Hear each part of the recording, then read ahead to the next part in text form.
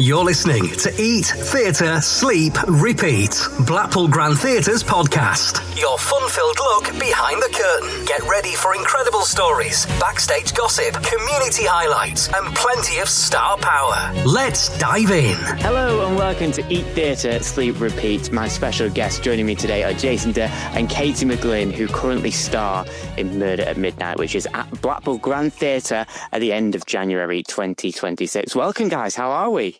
We're very well. How are you? Very well, thanks. Thanks for having us on. Really looking forward to it. Very. So, guys, we'll just dive straight in, shall we? For anyone who's a bit unsure maybe about the show and about the premise of the show, what is Murder at Midnight? Can you tell us what the show is about? Well, go on then, Kate. Off you go. Crack on. It's a tricky one to explain, as in it's a murder mystery given the name. It's a drama, it's a comedy and a farce, pretty much. The basis of the plot, Johnny D is a drug dealer played by the lovely Jason Durr, and his mansion in Kent.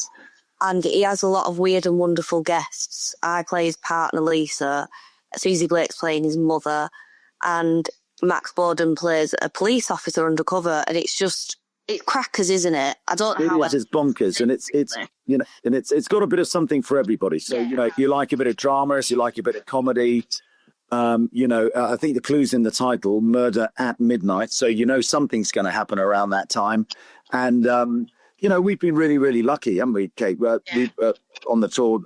The audiences seem to really like it. So it sort of hits on all those, ticks all those boxes where, the comedy side comes out. So the audience are laughing at all the right places. And then, we hear them ooh and ah when some bad stuff goes down. So, I mean, you've got some really bonkers characters, and then you throw in a sort of suitcase full of cash, a chainsaw, some ravenous dogs, all manner of things. So really, what could possibly go wrong? Yeah. You're backstage with Eat, Theatre, Sleep, Repeat. Make sure you hit follow. I love that. What was it that drew you both to wanting to get into the show and be a part of the show? I just love the basis of it, like what Jason said, that it's got a bit of everything for everybody. And I think all the characters, that they're all a bit bizarre and wonderful, but they've got a lot of layers to them. Like it's not just caricatures, silly, daft. Like it's quite emotive what they're dealing with. They're all going on their own little journey, and they've all got a reason to be there, and they've all got a reason to why they're there, why they're trying to get out of this situation. And it's quite deep at the same time, I'd say. Yeah, no, I think Kate's right. Kate's absolutely right. There's a lot of pathos.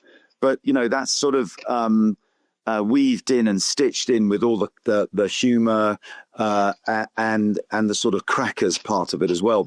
And that's, I think, in this day and age, when you go to the theatre, you want 2 hours of really rip-roaring entertainment, and you get this. So you get the humour, but you get those people who like a good whodunit. And in this, it's not only a whodunit, but it's how did they do it as well. Yeah. And I think for me, the draw was obviously a good cast, a great part, but also the director, Philip Franks, who I worked with 25 years ago on a show called Heartbeat, was an old friend, and he's a great director. So you combine all those things together, and you've got a really good end product.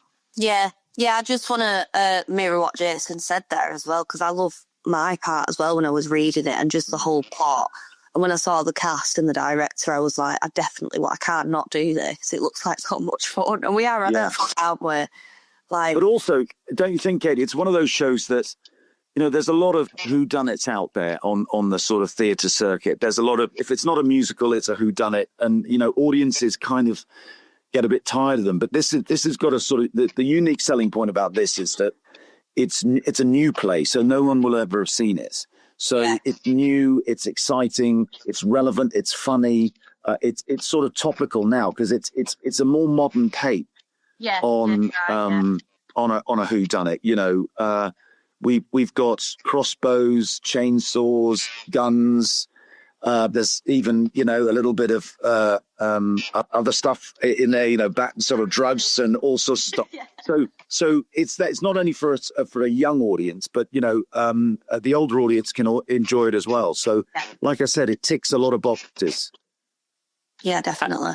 And for you guys, is there a particular scene or moment? You mentioned there's quite a lot of fun within this production. Is there a particular scene or moment that has stood out for you or that you've enjoyed playing?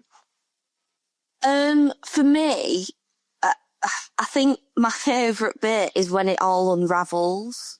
To kind of hear what the audience think when all the answers are when all the questions are kind of being answered. We're all on stage in one hit, and it's just all unraveling. And I obviously can't give away too much, but it's just really interesting to see all the different characters and their reactions and how we've all got here and why we're here. And we're finally getting our questions answered, and it's just such a good scene, I think. I agree. I mean, obviously, in most plays, the first act, it's a 2-act play, so it's only and it comes in well under 2 hours. So, and that's with an interval. So, you're out of the theatre by 9:30, 9:45. So it's tight. It's funny. And so, as Kate was saying, we do the setup in Act 1. So you can, as an audience, you can sort of be a little detective and try and, if you're listening well, you can try and see who do they think is going to do it. And then by Act 2, it's a runaway train. I mean, it's a roller coaster. It just doesn't stop. And honestly, just, buckle up, because it's a hell of a ride. It really is. And that final 20 minutes, watch out. It's funny. Yeah. It's good. Yes. It is good. It's just mental. Yeah. And I think that for the younger audience, if you've ever seen a Quentin Tarantino movie, you know how much blood and guts and gore there is, and the proliferation of different kinds of weaponry. We don't let you down, and it's a bit of a blood fest, but it's fun. And I know that sounds like a bit of an oxymoron. How can it be a bloodfest and be fun? But it can, and we have a lot of fun. And that, honestly, by the end of it, they'll be walking out going, "Wow, okay, wow, that was good." Yeah, I don't know what I've just seen, but it's good. We've got what I just saw, but yeah. And what have audience reactions been like to that then? Well, they've loved it, haven't they, Kate? Yeah, they have loved it. It's been different every location. Because that's just the nature of theatre. But they've really invested. Yeah. Like, you can tell they are listening and they're picking up. But what's interesting to me is the reaction to different bits of the play is always slightly different depending where we go. But you can tell they are empathising with the characters, because we do hear sometimes of like that's happened. Absolutely. With sight. So it's No, Kate's absolutely right, don't they? They really get invested, and they, what's funny about audiences is that, they can hear us on stage, but we can hear them, and they ooh and ah and are shocked, and they start talking, and and they don't know that we can hear them, but of course we can. Yeah. And in some ways we really like it when they get that invested, because like as Kate said, they've been listening. And obviously they laugh, but they really get that. It's when they start oohing and ahhing and are shocked. We know we've really got them. Grab your seats, theatre lovers. It's Eat, Theatre, Sleep, Repeat. Okay, we're on to our quickfire round now. So just a couple of quickfire rescues. So, to start with, if you could cast anyone in Murder at Midnight 2, the sequel, who would it be? And it can be living or dead, but the only stipulation is it can't be one of your fellow castmates. Rik Mayall. He was a legend. Yeah, I think he would be fit perfectly in this. I don't know, wouldn't he? But I think he'd be great. I love it. Yeah, no, you're absolutely right. Yeah. He would be very, very funny, wouldn't he? Would be great. You need someone who's someone like Dawn French. Yes, yeah. Dawn French would be very good, very funny, quick. You need someone who can be funny but serious at the same time. Yeah, I agree. I love that. Are you guys a bit alike your characters in the sense of do you like to be up at midnight or do you like an early? Jason's shaking his head. I'm not a psychopathic serial killer. No, I'm not. So, just want to throw that one out there. No. Do you prefer then do you like being up quite late or do you prefer the early nights? When I'm not on this job, I do prefer to get up early. I like to have my full day. But I'm feeling like a night owl at the moment with the schedule of the tour. So at the moment, I am a night owl. I am up at midnight, but generally I'm not. Sorry, that's a really boring answer. No, I think, Kate, no, it's not boring at all. I agree with Kate. It's really weird. When you go on tour, you live a sort of, your body clock's in a different place. So you kind of do stuff on tour, you stay up later. It's just the way it is. But when I'm at home with the kids, I mean, my kids are sort of 16, 17, and they, they can stay up to 2 a.m, So I'd never try and keep up with them. But normally, yeah, as I'm the same as Kate. At home, I'd be early nights, but on tour, inevitably, when you finish a play at 10 o'clock and you're winding down, it's 10:30, 11 before you're, clocking off. Yeah. And one final one. Out of the two of you, who would make a better gangster and what would be your real gangster name? Katie. I just wanted to get in quickly before you said me. Yeah. I don't know if I'd make a better gangster, but I guess I'm a bit streetwise. I'm a northern lass, aren't I? What would our gangster name be, Jace? I don't know. That's a very good one.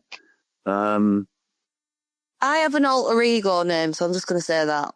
Yeah. Because that's all I can think of. I'll be Kathy Merg. It doesn't make sense, but you know when Kathy Merg is around. Yeah, you would. I don't want to mess with her. I want to mess with her. It's just that age.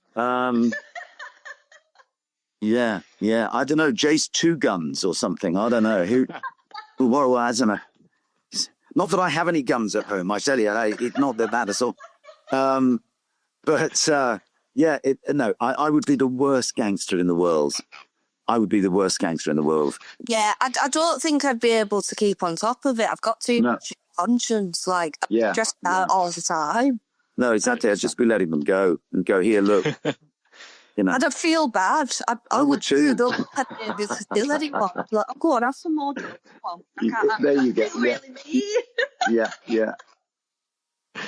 So, well, thank you both so much for joining us on the podcast. We really appreciate it. And we look forward to welcoming you to the Blackpool Grand Theatre when Murder at Midnight arrives here on Wednesday the 28th to Saturday the 31st of January 2026. Tickets are still available. Just head to blackpoolgrand.co.uk or call box office 01253 290 190. Thank you both so much. Thank you very much for having us.